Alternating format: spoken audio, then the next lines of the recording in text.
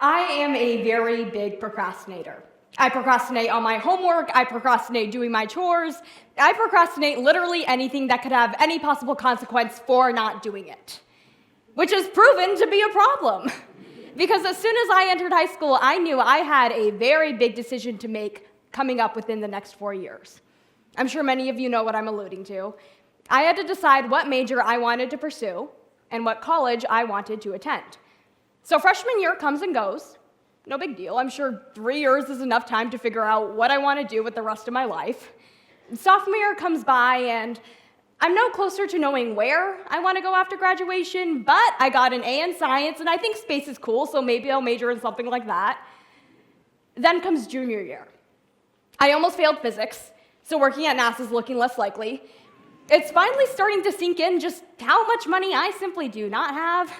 I'm beginning to finally understand how wildly unprepared I am to move out, to get a job, to live with strangers, to lose the financial and emotional support that is my parents, to leave my friends, and on top of all of that, be a full-time student in a major I have not yet picked, but will get me a job that'll give me a 401k, whatever that means, and retain my interest until I retire at 65. So I'm in a little bit of a panic, and among all this stress and being overwhelmed and more stress, I think to myself, I wish I didn't have to make all these decisions yet. And then it crosses my mind for the first time. What if I don't? Although university has become a staple within our education system, the pressure surrounding young people to immediately enter uni after graduation is not only unnecessary, but proven to be detrimental to their mental health. But before we even begin to analyze this issue, we must first take a step back and understand how this culture came to be. The American dream, as described by author James Truslow Adams, is, quote, a land in which life should be better and fuller and richer for everyone, with opportunity for each according to ability or achievement. A very big aspect of this is the equalizer. The American dream was created on the notion that anyone has the potential for success. Higher education, historically, has been the equalizer that's made that possible. For so long, the only form of higher education, college, had been reserved for the extremely wealthy. Moving into the 20th century, however, the progressive movement made great strides to reverse this. Women began becoming more prevalent outside of the private sphere.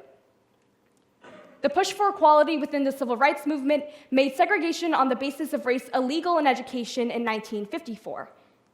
Images showcasing the harsh realities of child labor began to circulate the American conscience and provided incentive to create legislation to prohibit child labor, thus increasing education enrollment rates.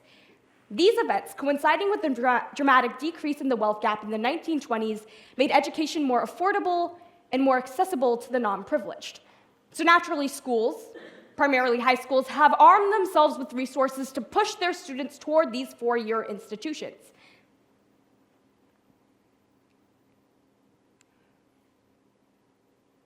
This in itself is not a problem. University can be a very valuable stepping stone.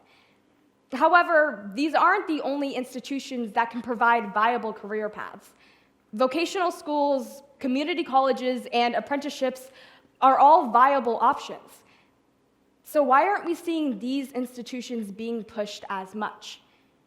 It's because of our collective societal fear of losing what we've deemed so necessary to reach success. We see the results of this fear in Dr. Denise Pope of Stanford University's study, comprised of 26 high-achieving schools and 10,275 students. When asked how these students, quote, define success, Pope was ready to hear happiness, health, and giving back to society. Instead, the top answers ranged in the areas of money, grades, and test scores.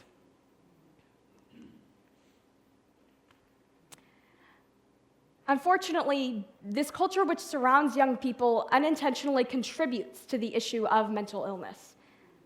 A report by the Robert Wood Johnson Foundation identified the top environmental conditions harming adolescent wellness as poverty, trauma, discrimination, and excessive pressure to excel. specifically within the context of school. The students in Pope's study identified college admissions, and the media frenzy over status, money, and success as significant stressors in their lives. Now, there's a difference between stress as a motivator and stress as an inhibitor to productivity. For example, you're a high school student and you have a huge test coming up. Naturally, you feel pressure to study and to get a good grade. You take the test, and that's it. End of story. That is good pressure. However, the scenario is rarely the case. Stress as a result from academic pressure isn't necessarily a case-by-case basis, as evidenced by the students in Pope's study. Instead, it's the amalgamation of daily assignments, weekly tests, and overarching expectations of what a student should achieve. If we frame university as the pot of gold at the end of the rainbow, what are we telling students who don't meet the academic expectations to get that gold? This is the culture that we've created for our students to live in. And it's no wonder that their mental health cannot thrive. I would never be able to say that community college was presented as an option one in my experience. The emphasis always lied upon getting into university. Even now, I am constantly asked, where are you applying to? Where are you going to attend? And when I tell them that I'm going to community college, the air becomes thick with assumption.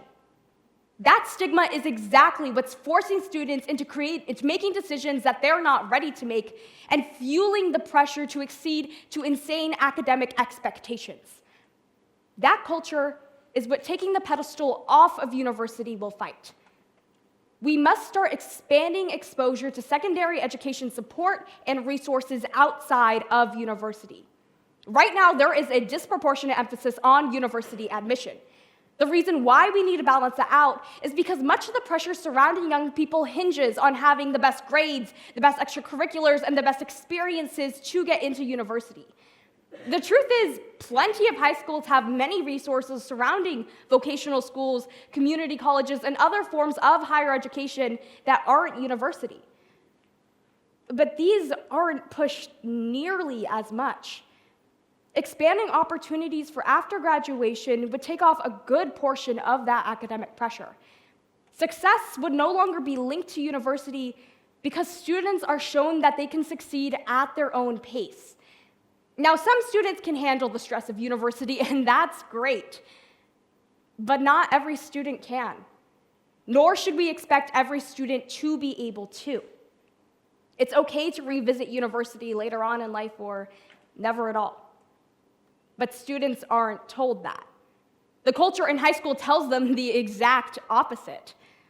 Only by pushing these programs will we begin the necessary culture shift to eliminate the notion, which conflates having the skills to enter a high-paying career and having a well-lived life or happiness.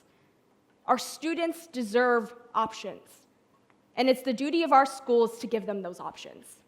Thank you.